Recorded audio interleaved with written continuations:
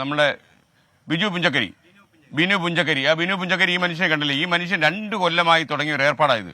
അതായത് വെള്ളായണി കായലിലെ മാലിന്യങ്ങളൊക്കെ എടുത്തു മാറ്റി അദ്ദേഹം ഇത് ശുദ്ധീകരിച്ച് കൊണ്ടു നടക്കാൻ നടത്തുന്ന ഒരു ശ്രമമാണ്.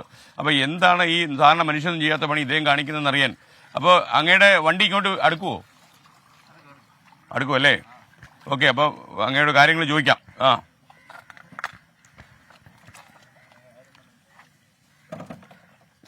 ഞാൻ എടുത്തു കയറ്റേണ്ടി വരുമോ?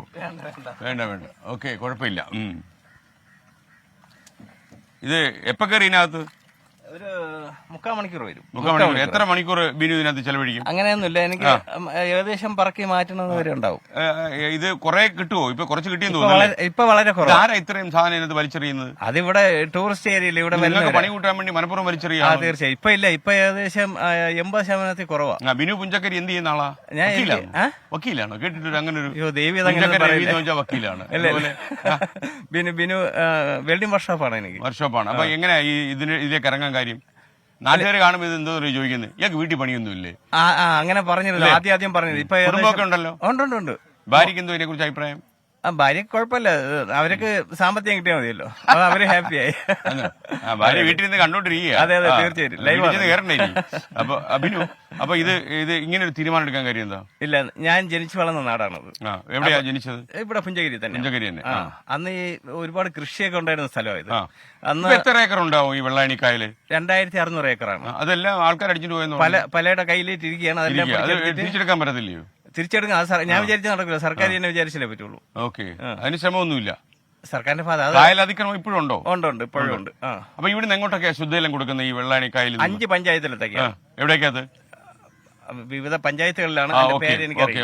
എനിക്കൊന്ന് നമ്മുടെ വിഴിഞ്ഞം പോർട്ടിലേക്കൊക്കെ പോകാൻ പോകുന്ന ഡെവലപ്പ് ചെയ്യുന്നുണ്ട്. ഈ തടാകം ശുദ്ധജല തടാകം ആയതുകൊണ്ട് തന്നെ ശുദ്ധീകരിച്ച് നടത്തുന്നുണ്ടോ ആൾക്കാർ? ഇതുപോലുള്ള സാധനങ്ങളൊക്കെ പറക്കിയ ശുദ്ധീകരിക്കാതെ തന്നെ നാച്ചുറലായിട്ട് നല്ല ഇവിടെ തന്നെ ഊറി ഉണ്ടാകുന്ന വെള്ളമാണ്, ഒരിടത്തുനിന്ന് ഒഴി വരുന്നതല്ല. അപ്പോ ഇത് ശുദ്ധീകരിക്കേണ്ട ആവശ്യമില്ല, നമുക്ക് ഇപ്പൊ തന്നെ കോരി കുടിക്കും. പക്ഷേ മനുഷ്യന്റെ കയ്യേറ്റം കൊണ്ട് ഇങ്ങനെ ഞാൻ ചോദിക്കുന്നത്, ബിനു ഇതിപ്പോ വെള്ളാണിക്കാരും ഒക്കെ ഇത് കാണുന്നുണ്ടല്ലോ, ഇവിടെ വരുന്ന ചില ടൂറിസ്റ്റുകൾ കാണുന്നുണ്ടാവും. ഇപ്പൊ ഈ ബിനു ജോലി കൂട്ടുകയാണല്ലോ അവർ ചെയ്യുന്നത്. അപ്പൊ അവരോട് എന്താ കുറഞ്ഞിട്ടുണ്ടല്ലേ? ഇത് ഈ പരിപാടിയുടെ കൂടുതൽ കുറയണം. എന്തോ അവരോട് പറയാൻ പോകുന്നത്? പ്ലാസ്റ്റിക് വലിച്ചെറിയാതെ എവിടെയെങ്കിലും കൂട്ടി വെക്കുക. ഞാൻ ഇത് ബിന്ന് വെച്ചിട്ടുണ്ട് ഒരെണ്ണം. പിന്നെ ഇതേപോലെ നമ്മുടെ ഈ ഇവിടെ വരുന്ന നമ്മളൊരു അസോസിയേഷൻ ഉണ്ടായിരുന്നു. ആദ്യം ഞാൻ ഒറ്റയ്ക്കായിരുന്നു, പിന്നെ 2 ആൾക്കാരുണ്ട്. ഇപ്പൊ 100-ലധികം പേര് സപ്പോർട്ട് ചെയ്യുന്നുണ്ട്. ഇത് രാവിലെ മാത്രമുള്ള വൈകുന്നേരം ഉണ്ടോ ഈ കലാപരിപാടി? സമയമുള്ളതുപോലെ. ഓക്കെ, എന്തായാലും ബിനുവിന്റെ കർമ്മം സൂപ്പറാകട്ടോ. ഈ നാട്ടില് പൊതുക്കാര്യങ്ങൾ ചെയ്യാൻ ആൾക്കാരെ മടിക്കുന്ന സമയത്ത് ബിനു ഇങ്ങനെ ഈ വെള്ളത്തിലൊക്കെ ഇറങ്ങി ഇത്രയും അഴുക്ക് വെള്ളത്തിൽ നിന്നുകൊണ്ട് ഇത്രയും വൃത്തികെട്ട സാധനങ്ങളും മാലിന്യങ്ങളൊക്കെ നീക്കം ചെയ്യുന്നു പറഞ്ഞാലേ. സാർ, പ്ലാസ്റ്റിക് പറക്കണല്ല. പ്രേക്ഷകരെ, ലോകത്തെല്ലാ ഇടവിരുന്ന് ബിനുവിനെ ഇപ്പൊ കേട്ടോണ്ടിരിക്കുക. പുഞ്ചക്കരി എന്ന് പറഞ്ഞ വലിയ മനുഷ്യനാണ്. തലക്കെട്ടോട് എടുത്താലേ ഫുള്ളൊന്ന് കാണും ആൾക്കാർ.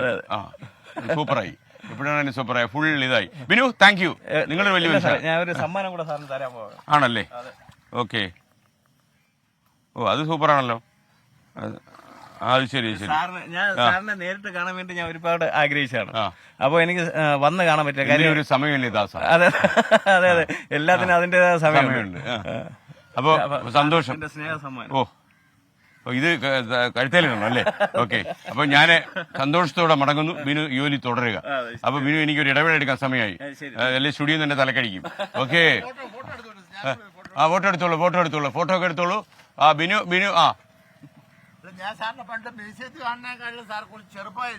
വലിയ പാടാട്ടോ, പെയിന്റ് അടിച്ച് ഊപ്പാട് വരിക. ഓക്കെ, ശരി. അപ്പൊ ഓക്കെ, എനിക്ക് മനസ്സിലായി. അപ്പൊ ബിനുവിനെ പോലെയുള്ള ആളുകളാണ് നമ്മുടെ നാട്ടിൽ വെളിച്ചമായി മാറുന്നത്. സന്തോഷം.